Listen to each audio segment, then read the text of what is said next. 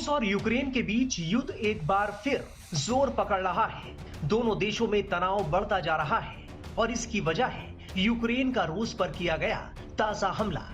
Ukraine ने रूसी airbase पर ड्रोन हमले में कम से कम 40 बम बरसाने वाले बॉम्बर्स को तबाह करने का दावा किया है। फिलहाल रूस की तरफ से इसकी पुष्टि नहीं की गई है, लेकिन अगर पुष्टि होती है तो 2022 में शुरू हुए यूक्रेन युद्ध के बाद यह सबसे भयानक हमला होगा। मीडिया रिपोर्ट्स में दावा किया गया है कि यूक्रेन की सुरक्षा सेवा ने इस ऑपरेशन को अंजाम दिया है, जिसका मकसद रूसी एयरबेस को निशाना बनाना था। द कीव इंडिपेंडेंट ने एजेंसी के एक अधिकारी के हवाले से बताया है कि रूस में दुश्मन के रणनीतिक बमवर्षक विमान सामूहिक रूप से जल रहे हैं और ये एसबीयू द्वारा चलाए गए एक स्पेशल ऑपरेशन का नतीजा है। यूक्रेनी अखबार ने दावा किया कि यूक्रेनी एजेंसी के हमले में रूस के A-50, Tu-95 और Tu-22 M3 बमवर्षक तबाह हुए हैं। एक हवाई अड्डा जिस पर हमला हुआ है उसका नाम इरकुत्स्क ओब्लास्ट में स्थित बेलाया हवाई अड्डा है, जो यूक्रेन से 4000 किलोमीटर से ज्यादा दूर है। रिपोर्ट्स के मुताबिक ये हमले रूस के अंदर से किए गए हैं और कई अखबारों ने लिखा है कि ट्रकों के जरिए छिपाकर ड्रोन को रूस के अंदर भेजा गया था। एक ट्रक ड्राइवर की गिरफ्तार होने की भी रिपोर्ट है, हालांकि हम इन दावों की पुष्टि नहीं करते। यूक्रेनी मीडिया का दावा है कि यूक्रेन की एजेंसी ने रूस के 2 सबसे संवेदनशील एयरबेसों पर भयानक FPV ड्रोन हमला किया है, जिनमें Tu-95, Tu-22 M3 बमवर्षक और A-50 जैसे high and early warning jets शामिल हैं। अगर यूक्रेन के दावे सही हैं, जिसकी हम पुष्टि नहीं कर रहे हैं, उससे पता चलता है कि कम कीमत वाले FPV ड्रोन एक परमाणु शक्ति संपन्न राष्ट्र के एक एयर डिफेंस सिस्टम को भी भेज सकते हैं। उधर रूस ने भी यूक्रेन के इस हमले का तगड़ा जवाब दिया है। यूक्रेन के सीनियर मिलिट्री कमांडर ने रविवार को अपने पद से इस्तीफा दे दिया। बताया जा रहा है कि ट्रेनिंग सेंटर पर रूस के घातक हमले के बाद उन्होंने यह कदम उठाया। यूक्रेन के ट्रेनिंग सेंटर पर रूसी मिसाइल हमले में 12 यूक्रेनी सैनिक मारे गए, जबकि 60 घायल हुए हैं। रूस ने हाल के महीनों में यूक्रेनी ट्रेनिंग सेंटर को आक्रामक तरीके से निशाना बनाया। बयान में कहा गया है कि एक जांच समिति बनाई गई है जो ये पता लगाएगी कि इस हमले में इतनी बड़ी संख्या में जवानों की जान कैसे गई। ये प्रशिक्षण इकाई 1000 किलोमीटर लंबी सक्रिय युद्ध रेखा के पीछे स्थित है, लेकिन रूसी जासूसी और हमले वाले ड्रोन इतनी दूर तक भी हमला करने में सक्षम है। यूक्रेन की सेना सैनिकों की कमी से जूझ रही है और रूसी ड्रोन हमलों से बचने के लिए बड़े समूह के रूप में इकट्ठा होने से बचने जैसे कदम उठा रही है, क्योंकि रूसी ड्रोन लगातार अपने लक्ष्य खोजते रहे हैं।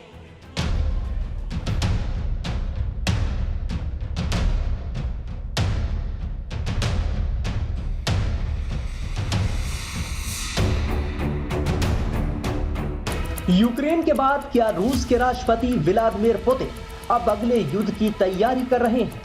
दरअसल मीडिया रिपोर्ट्स के मुताबिक रूस ने 27 मई से बाल्टिक सागर में एक बड़ा सैन्य अभ्यास शुरू किया है। इस एक्सरसाइज में 20 से ज्यादा युद्धपोत, नौकाएं और सपोर्ट वेसल्स शामिल हैं। करीब 3000 सैनिक, 25 विमान और हेलीकॉप्टर इस अभ्यास का हिस्सा है। इस बार रूस की नौसेना खास तौर पर बिना पायलट वाले ड्रोन और बोट से निपटने की रणनीति पर काम कर रही है।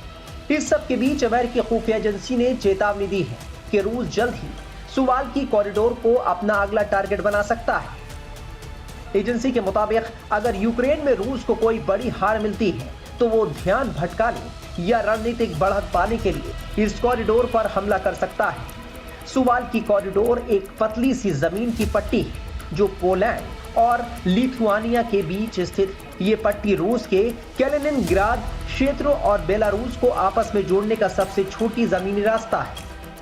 ये निसंदेह रशिया यूक्रेन युद्ध के संदर्भ में एक सकारात्मक घटनाक्रम है, सकारात्मक इस कदम है और इसी तरीके की अगर सद्बुद्धि, इसी तरीके का जो विजडम है, यदि दोनों पक्षों में प्रिवेल करता है तो जाहिर है कि इस युद्ध को इससे शांत कराने में, एक सीज फायर को और एक शांति प्रक्रिया को सफल बनाने में इससे निसंदेह मदद मिलेगी। और जो ऐसी रिपोर्ट्स हैं कि 307 युद्धबंदियों को रशिया यूक्रेन ने स्वैप किया है, अदला बदली की है।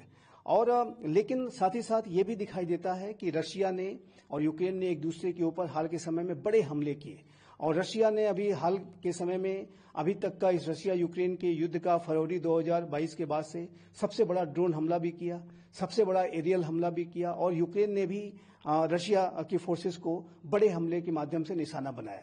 तो ये युद्ध ये युद्ध अभी भी जारी है और इस युद्ध को समाप्त होना चाहिए। अगर ये युद्ध समाप्त होता है तो ये न सिर्फ इन दोनों राष्ट्रों के लिए बल्कि पूरे विश्व के लिए एक अच्छी खबर होगी।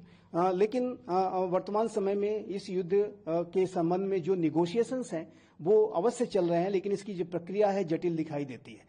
और रशिया यूक्रेन जिस तरीके से एक दूसरे के ऊपर अभी भी बड़े हमले कर रहे हैं और बड़े पैमाने पर एक दूसरे को क्षति पहुंचाना चाह रहे हैं, ऐसे में जाहिर है कि इस पूरी प्रक्रिया की जटिलता इससे साबित होती है। यूनाइटेड स्टेट्स ऑफ अमेरिका के राष्ट्रपति डोनाल्ड ट्रंप ने इसके ऊपर अपनी हैरानी भी व्यक्त की कि इतने बड़े हमले रशिया यूक्रेन के ऊपर कैसे कर रहा है।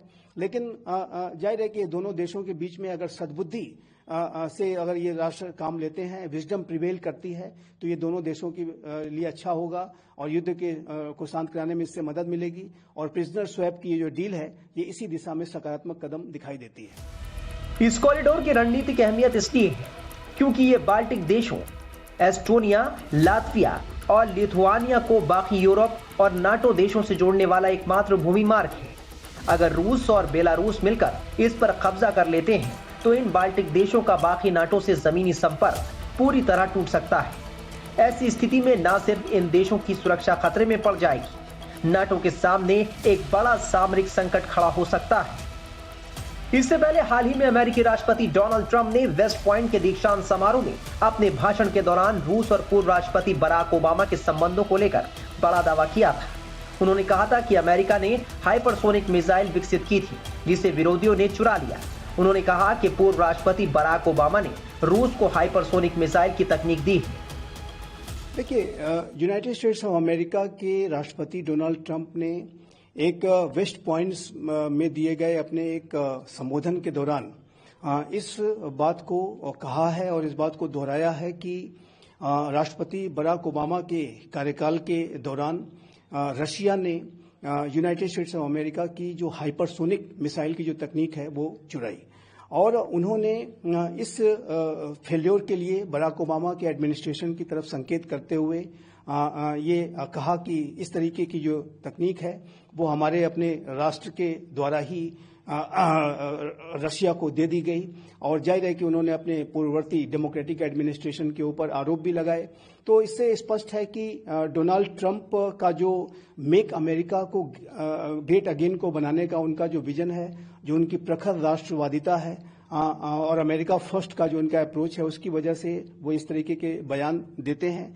हालांकि इस तरीके के जो बयान हैं उसके लिए क्या सबूत हैं कि ऐसे मिसाइल टेक्नोलॉजी की, हाइपरसोनिक मिसाइल टेक्नोलॉजी की चोरी की गई, इसके बारे में अभी ट्रंप प्रशासन को खुलासा करना है।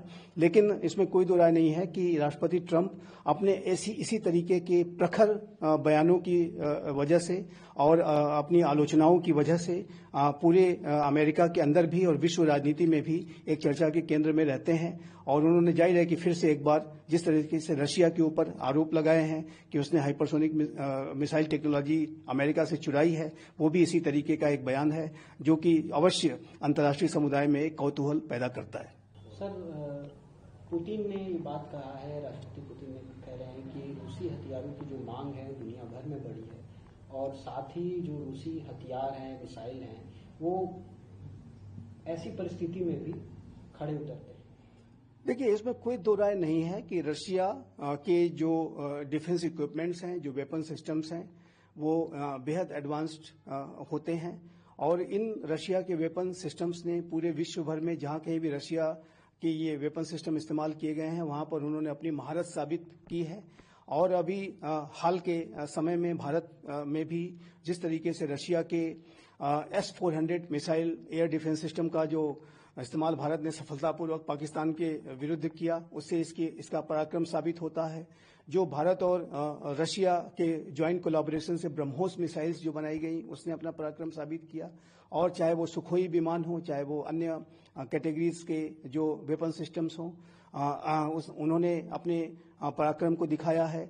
एडमिरल गोर्स्को, जो कि भारत के द्वारा INS विक्रमादित्य नामक एयरक्राफ्ट कैरियर के तौर पर इस्तेमाल किया जाता है। वो रशिया का बहुत ही पोटेंट एयरक्राफ्ट कैरियर रहा और जाहिर है कि भारत को बड़ा लाभ रशिया से मिला है। उसी तरीके से विश्व के अनेक राष्ट्र रशिया के वेपन सिस्टम में अपनी अभिरुचि दिखाते हैं और एक ऐसे समय में कि जब रशिया के ऊपर वेस्टर्न कंट्रीज ने बड़े सैंक्शंस लगाए हैं, ऐसे में रशिया अपने हथियारों के निर्यात के लिए बाजारों की तलाश कर रहा है और इन बाजारों की तलाश करने की प्रक्रिया में रशिया के राष्ट्रपति व्लादिमीर पुतिन अपने वेपन्स की जो महारत है, उसकी जो कैपेबिलिटीज हैं, उसको अधिक से अधिक प्रोजेक्ट करने की कोशिश करते हैं और इसी प्रक्रिया में उन्होंने ये बयान दिया है कि रशिया के जो वेपन सिस्टम्स हैं वो बेहद कारगर हैं और उन्होंने इस बात का दावा भी किया है कि इसकी जो मांग है वो लगातार बढ़ रही है और रशिया के वेपन सिस्टम्स में हालांकि उनका ये दावा अवश्य है, लेकिन एक सच्चाई भी है, एक रियलिटी है कि रशिया के वेपन सिस्टम्स में अनेक राष्ट्रों की अभिरुचि है। भारत तो अभी भी सबसे बड़े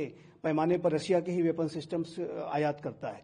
तो ये राष्ट्रपति व्लादिमीर पुतिन का ये जो बयान है वो रशिया की जो डिफेंस कैपेबिलिटीज हैं, डिफेंस मैन्युफैक्चरिंग कैपेबिलिटीज, जो डिफेंस इंडस्ट्रियल जो बेस है, उसकी ताकत को ही दर्शाता है। बता दें कि रूस और यूक्रेन के बीच युद्ध विराम को लेकर बीते कुछ वक्त से चर्चा तेज है।